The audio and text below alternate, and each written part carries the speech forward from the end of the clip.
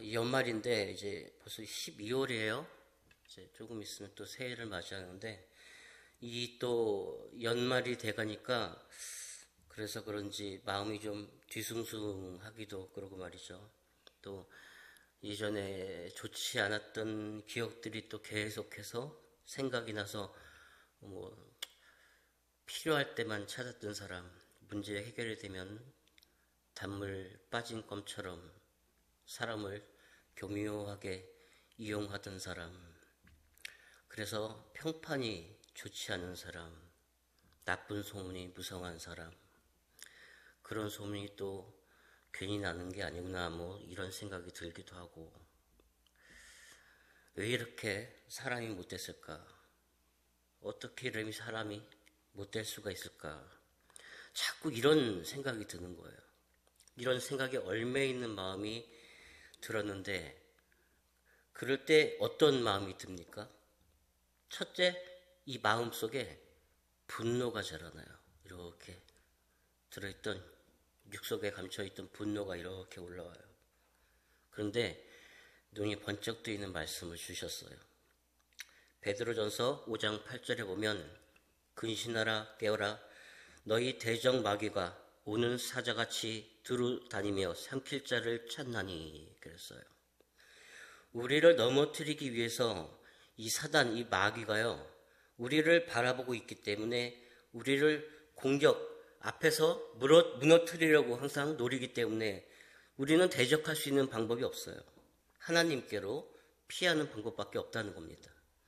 하나님께로 피하고 의지해야 마귀의 공격으로부터 자유할 수 있고 승리할 수 있다는 것이죠.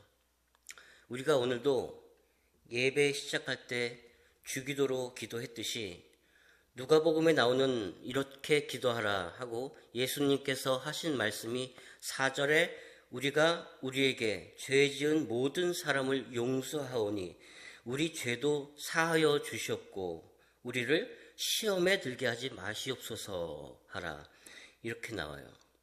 우리는 예배 때마다, 예배 시작할 때마다 이렇게 나에게 죄 지은 모든 사람들을 용서합니다라고 고백을 하고 있다는 것이죠. 그래서 우리를 시험에 들게 하지 마시옵소서. 용서를 해야 우리가 시험에 들지 않는다는 것입니다. 마태복음에도 너희가 사람의 잘못을 용서하면 너희 하늘 아버지께서도 너희 잘못을 용서하시려니와 너희가 사람의 잘못을 용서하지 아니하면 너희 아버지께서도 너희 잘못을 용서하지 아니하시리라. 내가 용서하지 않으면 하나님께서도 네 잘못을 용서하지 않는다고 하시는 거죠. 용서하기 힘들 때가 있어요. 용서하기 힘든 일이 있어요. 그럴 때마다 하나님 말씀을 붙잡고 하나님만 바라보고 용서해서 우리가 시험 들지 않고 마음의 평안을 찾아가는 저와 여러분 되기를 바랍니다. 그리고 오늘 말씀 보면 구하라, 찾으라, 두드리라. 이제 영어로는 에스크, 찾으라, 시크, 두드리라, 노크인데 이 구하라 이 말 안에 찾으라, 두드리라 그런 뜻이 다 포함이 되어 있습니다. 그래서 반복해서 기도하라는 말입니다. 그러면 받을 것이다. 근데 이 받을 것이다에 대해서 현대 지금 많은 교회에서 모든 구하면 받는다잖아. 아직 못 받은 것은, 아직 안 주신 것은 네 기도 양이 부족해서 그래. 그 양을, 네가 기도해야 될 양이 있는데 그 양을 채워야 된다. 그래야 들어주신다. 끈질기게 하나님께 졸라야 된다. 그렇게 졸라대면 하나님이 마음을 바꾸신다. 생떼를 쓰면서까지 끈질기게 졸라라. 애들도 계속 졸으면 마지못해 부모님이 들어주지 않냐. 그냥 성경을 문자 그대로 보고 지금도 그렇게 믿고 전하는 분들이 너무 많아요. 성도는 목회자를 그대로 따라갑니다. 그래서 로또 당첨되게 해달라든지 진짜 그런 기도에 대해서 온 정성을 쏟는 밤낮으로 기도하는 분들이 너무 많아요. 뉴스 기사를 한번 찾아보니까 한 남자가 매일 신께 기사 내용인데 읽어드리겠습니다. 매일 신께 로또 1등이 되게 해달라고 기도를 했다고 한다. 그렇게 기도하기를 3년. 드디어 그 남자의 꿈에 신이 나타났다. 남자는 신에게 3년을 기도했는데 올해도 했습니다.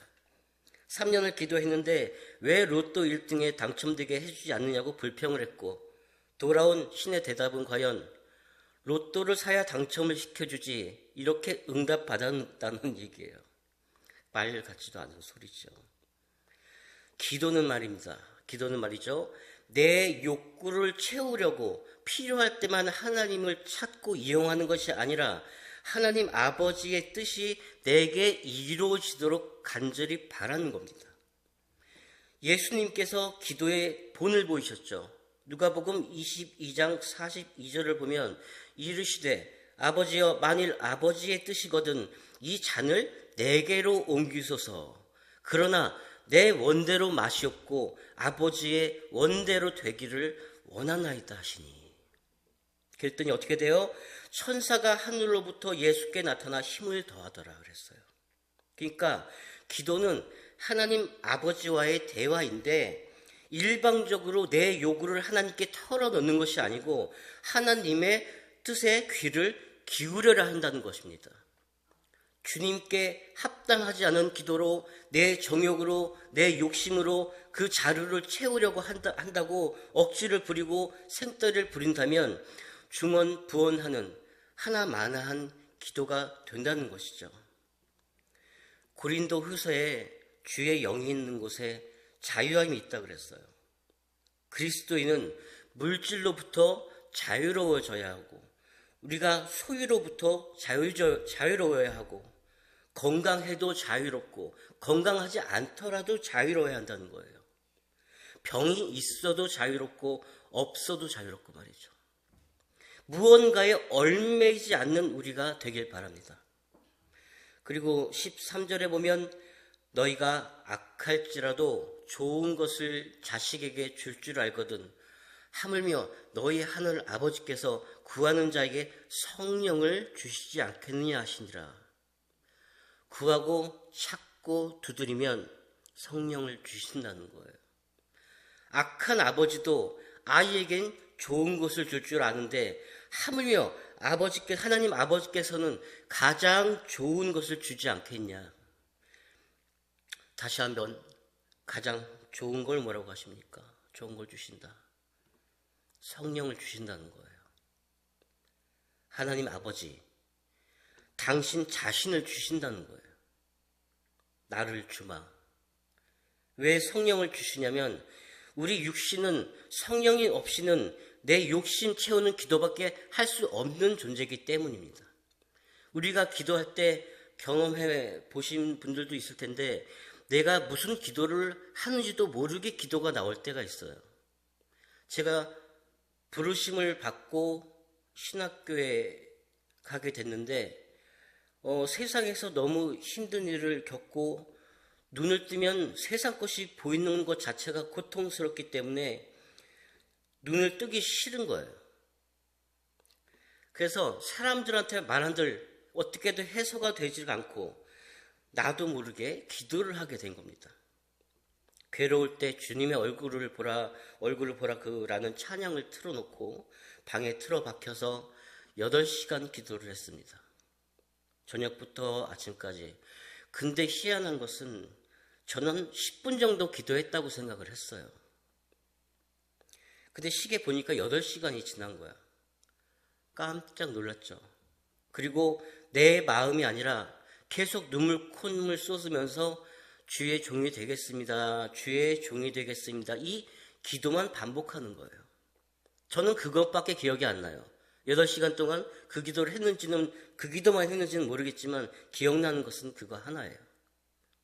나는 그때 교회를 가지 않았고 생전 주의 종이라는 말을 써본 적도 없고 어디서 들어본 기억도 없고, 근데 성령님이 기도를 바꿔주신 것이죠. 기도를 하게 해주신 것이죠.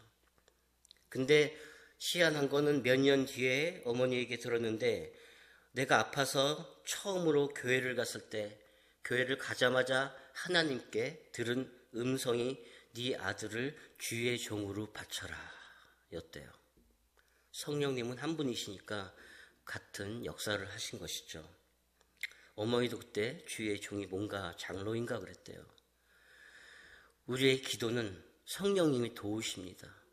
로마서 8장 26절 27절을 보면 이와 같이 성령도 우리의 연약함을 도우시나니 우리는 마땅히 기도할 바를 알지 못하나 오직 성령이 말할 수 없는 탄식으로 우리를 위하여 친히 간구하시느니라. 마음을 살피시는 이가 성령의 생각을 아시나니 이는 성령이 하나님의 뜻대로 성도를 위하여 간구하심이니라.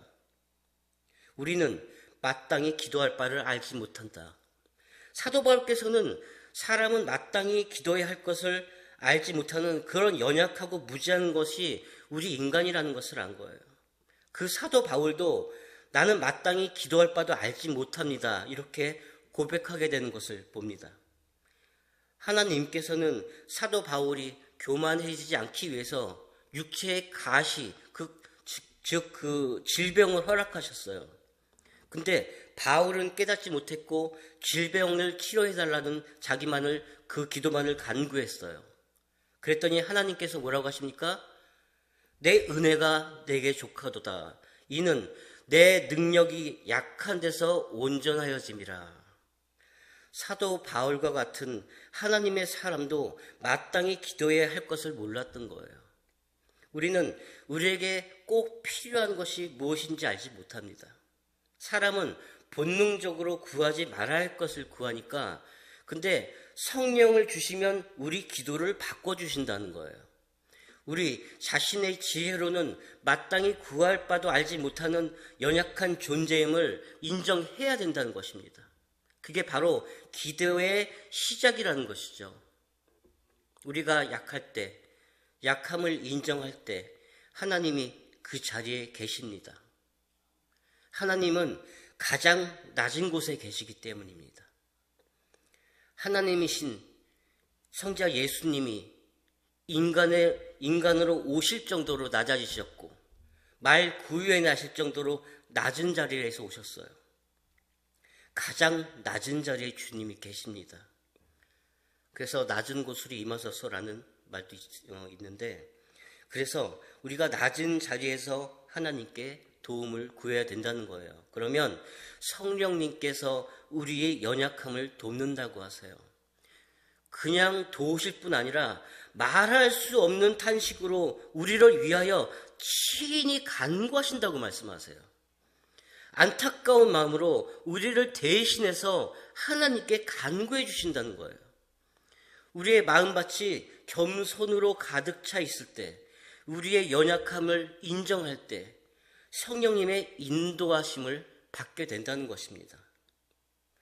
성령은 우리의 기도를 바꾸기 위해 오신 거예요.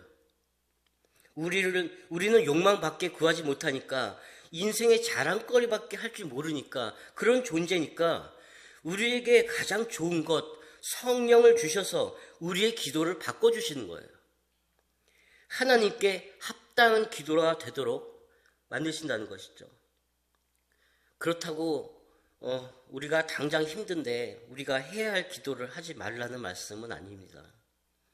주님이 가르쳐 주신 기도의 뜻이 이렇다는 걸 알고 주문처럼 하는 주문처럼 하는 기도가 아니라 성령님께서 친히 돕는 기도, 모든 것으로 벗어나 진정한 자유를 누리는 그런 기도가 되는 저와 여러분 되기를 소망합니다.